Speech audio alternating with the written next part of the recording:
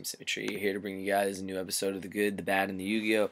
And yes, I am doing it on Tech Genus. Now, the reason why I'm doing Tech Genus is pretty simple for the fact that the last episode I did was on Fire Fist, just a general idea of the deck, not fully, going into detail about the new cards that are coming out for the deck.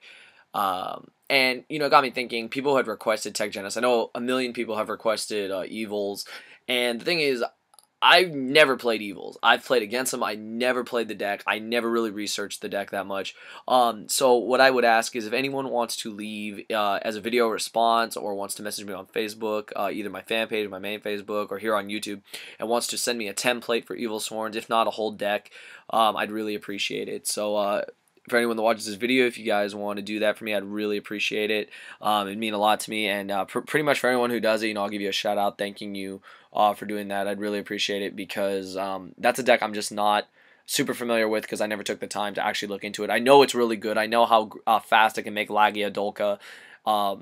It can make it even faster than Dino Rabbit, so I think the deck is definitely something to talk about. But anyways, we're getting into Tech Genus. Now, this is actually one of my favorite decks. I ran this deck after Hansel Aguero won with it at Nationals. Everyone was running it because the whole idea of these monsters that recruit themselves and activate in the graveyard and being able to combo that with the power of Horn of the Phantom Beast and the destructive power of Skill Drain made the deck an amazing medical and just a deck that a lot of people were not prepared to play against. Now, the list did hurt this deck. The list put TG Striker to 1, and that slowed down the deck. The reason being is that TG Striker was really good for the fact that you're able to special summon it.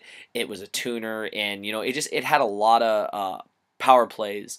And the thing is that people were wondering, Reborn Tengu, went to 2, so a lot of people stopped running Tengu. So in a sense, you lost 2 Reborn Tengus and you lost 2 TG Strikers. I don't know if people ran 3 Strikers. I remember running 2. I could be wrong, but anyways.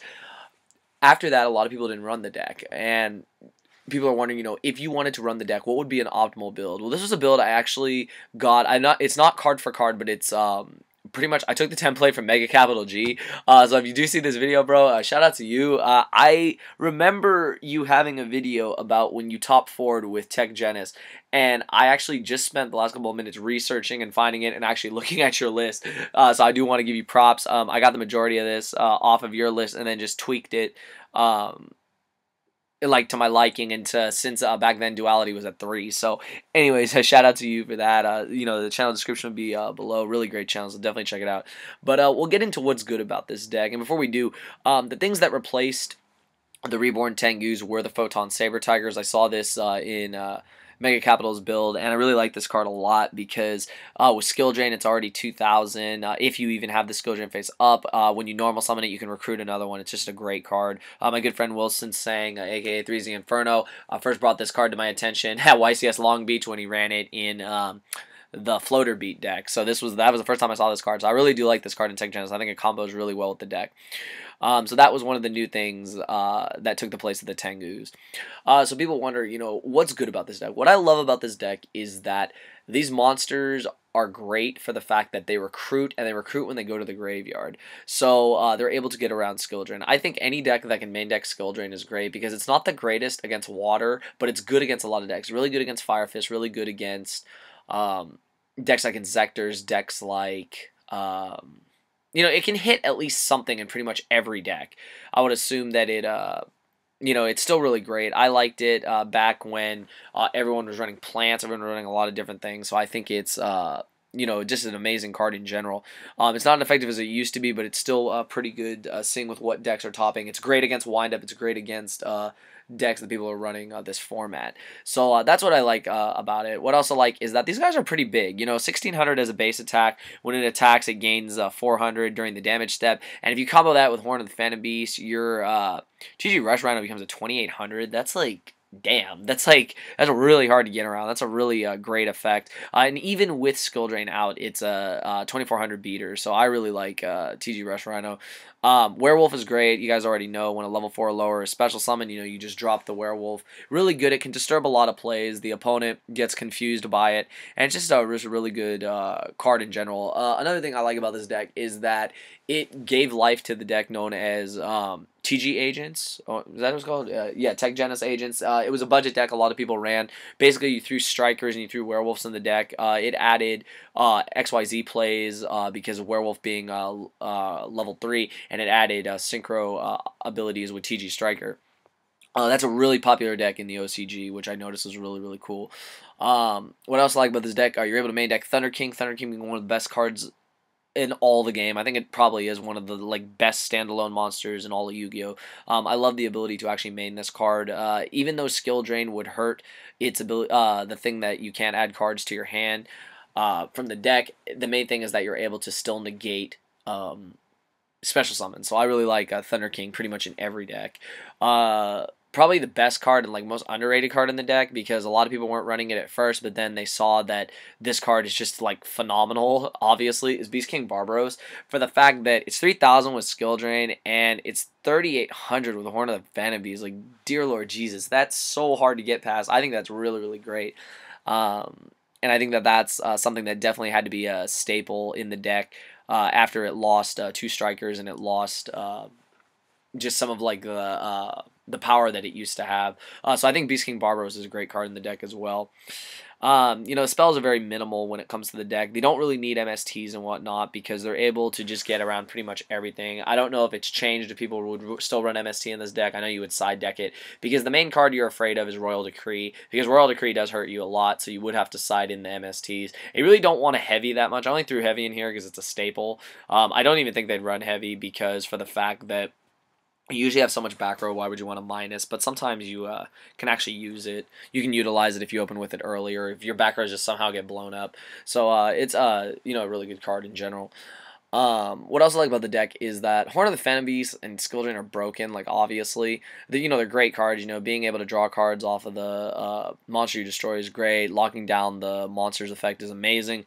But I think overall my favorite card in the entire deck is TG1EM1. Now a lot of people are not completely sold on this card. I, on the other hand, think this card is amazing for the fact that you're able to just select the monster your opponent controls, and you give them one of your TGs, which you'll end up destroying and then getting a plus off the destruction. That's really great. I remember when I ran Tech Genus, I actually played against Malefics the very first time, and I had not even known about the deck. All I knew was it summoned a 4,000 beater. I actually went summon TG Striker. Skill Drain was on the field, so I went TG Striker because he ran his own Skill Drain, so I was like, oh, okay, that's kind of helping me. So he went, I went Striker, he had no response. I'm like TG1EM1, and I took his Malefic Cyberhand and I attacked over my own Striker for game, so it was really cool. I really like this card because you're able to take so many things. You're able to take big monsters like Master Hyperion, you're able to take cards like Christie, you're able to take so many cards with TG1EM1, and it's really a great card. A lot of people don't like it because they feel that a lot of times it can be dead, but I think that 2 is a good number. A lot of people like 1. I like 2 just so that you can do it multiple times, because I think TG1EM1 is one of the best cards in the deck.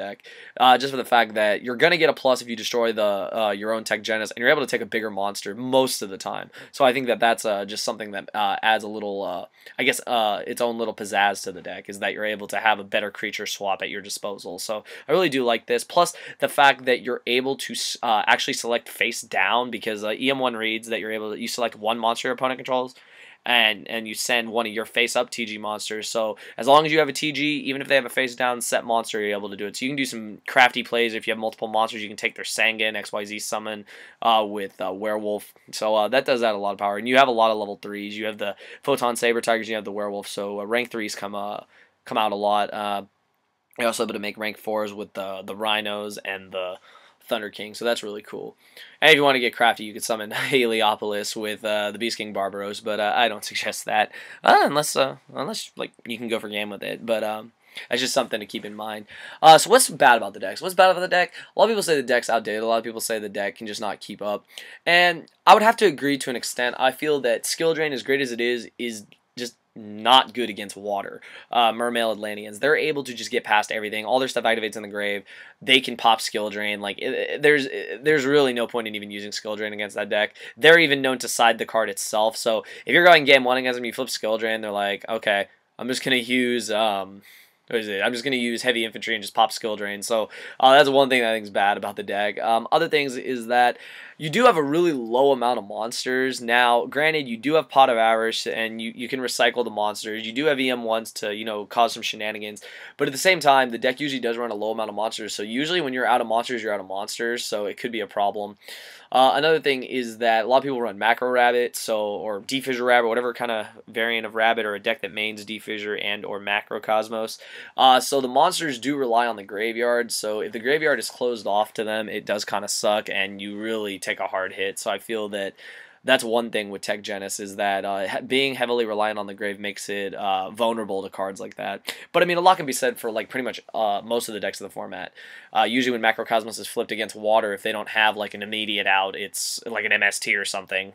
It's very hard for them to get past it on their own. But yeah, that's another thing I'd say is bad about the deck. I guess one more thing that's bad about the deck is that the monsters are great, but in terms of strength, the strongest monster is always going to be Beast King Barbaros, for the fact that it would go to 38, but you require skill drain. You need multiple cards to make these monsters big. You know, Photon Saber Tiger, if you're able to get 2 of them out, they're both 2,000. That's really good, but at the same time, the monsters themselves are not that strong without Horn of the Phantom Beast, or with, in Beast King's sense, skill drain on the field. So I feel that that's something that holds the deck back, is that the monsters are not that strong. And if they're going against big monsters, if they're going against decks like Fire Fist, where the monsters get really big with Tensin and other things, they even run Horn of the Phantom Beast themselves at times, that can be a real problem, is that they will get beat out by bigger monsters. And then what's busted about this deck? What's the Yu-Gi-Oh part about this deck? Skill drain, Horn of the Phantom Beast, TG1, EM1. These 3 cards just go together for this deck. Like I said, the ability to shut down off effects is great. Granted, it's not good against everything, but aside from water, I think it's like decent. Like, it's not the best against heroes, but you know, if you play against heroes, you play against heroes, and you have to, you know, outplay and just get past the Shining and their other busted fusion monsters. That's one thing. I love Horn of the Phantom Beast for the fact that you're able to draw a card. I love the idea of just drawing cards by destroying monsters. Not only did you get rid of the monster, but you drew a card. That's busted. And then, of course, everyone knows by now that I love EM1 just for the fact that it's a better creature swap. So that's what I would say is busted about the deck. And then, of course, you're able to make all the different synchros. A lot of people probably wouldn't run Beast and Barkian anymore, but I mean, if they don't get rid of Striker, I mean, you have the chance to make it, so I always like that option. I always like that option to make Beast or Barkian, because they're just really good against decks like Prophecy, because Prophecy, having run like mostly all spells, like you summon an Eteria Beast and they can't get past it, like that's pretty much game. So yeah, so that's my whole little synopsis on Tech Genus. I hope you guys enjoyed this episode. You know, thumbs it up, 150 to 200 plus likes for the next episode would be great. I do want to do it on evils, you guys. So evils, I want to do evils. I want to do evil sworns. I don't know why they called it all sworn. It should just be vers like it used to be. But anyways, if you guys can help me out and send me either a video response or on Facebook, anything, you guys have all my links. They're on the channel, and just send me a good template. I'd really appreciate it, and I would look forward to doing that episode for you guys very soon. And once again, shout out to Mega Capital G for not even knowing that he provided like 90% of the template for this episode of The Good, the Bad, and the Yu-Gi-Oh! So I hope you guys enjoyed the video. You know, thumbs it up, and thank you for watching.